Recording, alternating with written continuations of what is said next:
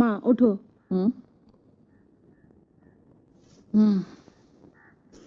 ঠাকুর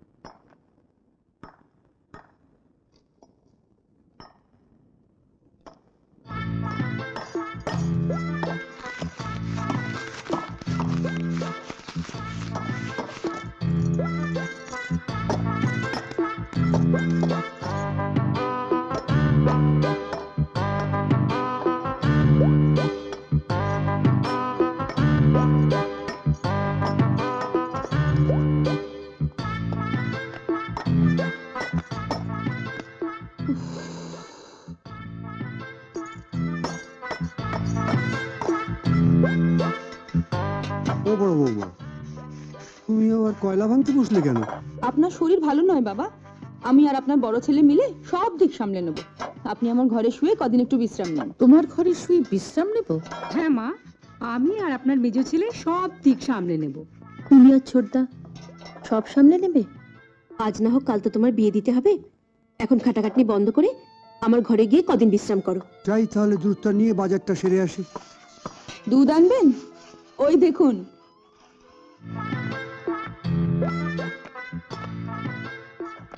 বাবা, এবার থেকে আমার ছেলের দুধ আমি নিজেই নিয়ে আসবো। তুমি এসে আমার ঘরে একটু শো, আমি বরঞ্চ তোমার পা দুটো একটু টিপে দিই। এসো। কিন্তু এত সকাল সকাল তো, তাই বাজার তেমন বসেনি, ঘুরে ঘুরে বাজার করতে হলো। তা তুমি ওখানে দাঁড়িয়ে কি করছো? তুমি আমার ঘরে এসো, আমি তোমার পা দুটো টিপে দিচ্ছি। দাঁড়াও, বাজার ব্যাগটা রেখে আসি। এরা হঠাৎ এরকম খেপে গেল কেন?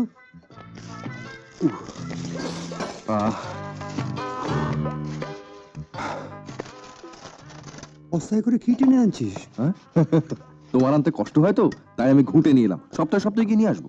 ও হ্যাঁ, শোনো, তুমি আমার ঘরে গিয়ে শুয়ে পড়ো, আমি তোমার পা টিপে দিচ্ছি। চলো।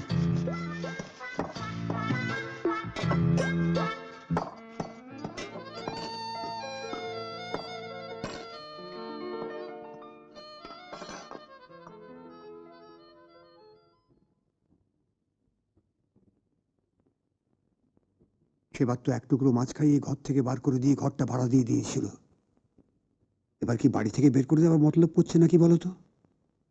চলো রাজিককে গিয়ে সব বলি। চলো। একসঙ্গে 10,000 টাকার দরকার? ব্যবসা ট্যাবসা করবে নাকি? ব্যবসা মানে বলো না বাবাকে। ওই একরকম ব্যবসায়ী বলতে পারেন। আমরা হঠাৎ জানতে পেরেছি যে বাবার ব্যাংকের অ্যাকাউন্টে 1.5 লক্ষ টাকা আছে, যা বাবা আমার বোনের বিয়ের জন্য জমিয়ে রেখেছে। ওর বোন তো বড় লোকের ছেলেকে ভালোবেসে বিয়ে করছে, ওর বাবার 1 টাকাও খরচা হবে না। বাবা ঠিক করেছেন ওই 1.5 লক্ষ টাকা তোমাদের 3 ভাইয়ের মধ্যে ভাগ করে দেবেন, এই তো? না, তাহলে তো কোনো কথাই ছিল না। আসলে আমরা 3 ভাই বিয়ের পর থেকে বাবা মার সঙ্গে তেমন ভালো ব্যবহারই করিনি, তাই বাবা রেগে ঠিক করেছেন যে ওই 1.5 লক্ষ টাকা রামকৃষ্ণ মিশনকে দান করে যাবেন। কিন্তু হঠাৎ করে আমরা গোপন সূত্রে জানতে পেরেছি বাবা মত পাল্টেছেন। বাবা ঠিক করেছেন আমাদের 3 ভাইয়ের মধ্যে যে ভাই বাবা মাকে বেশি খাতির যত্ন করবে, বাবা তাকেই ওই 1.5 লক্ষ টাকা দিয়ে যাবে। এখন তো তাহলে তোমাদের বাড়িতে জোর কম্পিটিশন। হ্যাঁ, আমি আর গোপা মিলে ঠিক করেছি। ওই দাও না লিস্টটা।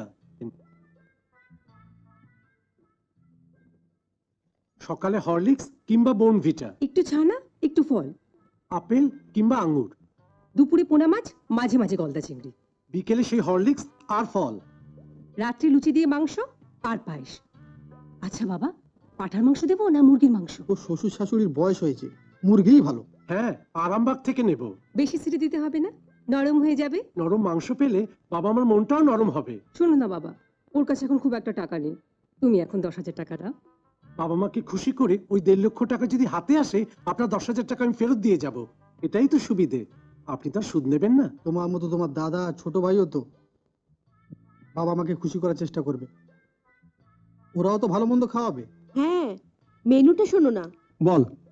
সকালে ঘুম থেকে ওঠা মাত্র গরম চা আর ব্রিটানিয়া বিস্কুট 2টো করে। আচ্ছা, তারপর হাত মুখ ধুয়ে এলে 1 গ্লাস করে গরম দুধ, 2 পিস মাখন দেওয়া টোস্ট আর একটা করে ডিমের অমলেট। আচ্ছা বাবা, হ্যাঁ? অমলেট ভালো হবে না পোজ ভালো হবে? ঘুরিয়ে ফিরিয়ে দিবি। আজ অমলেট দিলে কাল পোচ দিবি। ঠিক আছে। তারপর দুপুরে ভাত, ডাল, একটা ভাজা, ফুলকপি কিংবা বাঁধাকপির তরকারি। ফুলকপি? ফুলকপির তো অনেক দাম রে। দামের কথা ভাবলে চলবে না। ওরা যদি কেউ ফুলকপি খাইয়ে দেয় তাহলেই তো 1.5 লক্ষ টাকা হাতছাড়া হয়ে যাবে। হ্যাঁ, তা অবশ্য ঠিক। তারপর? পাকা রুইয়ের বড় বড় পেটি আর টক দই। টক দই ঘরেই পারবি তো? ঘরে পাততে গেলে যদি ভালো না হয়, আনবো দোকান থেকে কিনে, তারপর ভাত থেকে প্লেটে ঢেলে দিয়ে বলবো ঘরে পেতেছি। কিন্তু ওরা দুই বউ যদি দেখে ফেলে বলে দেয়? দেখবে কি করে? সকাল থেকেই তো ঘরে দরজা বন্ধ করে স্টোভ জ্বেলে রান্না করব। ওরা দুজন জানতেই পারবে না ঘরে কি করছি। জাম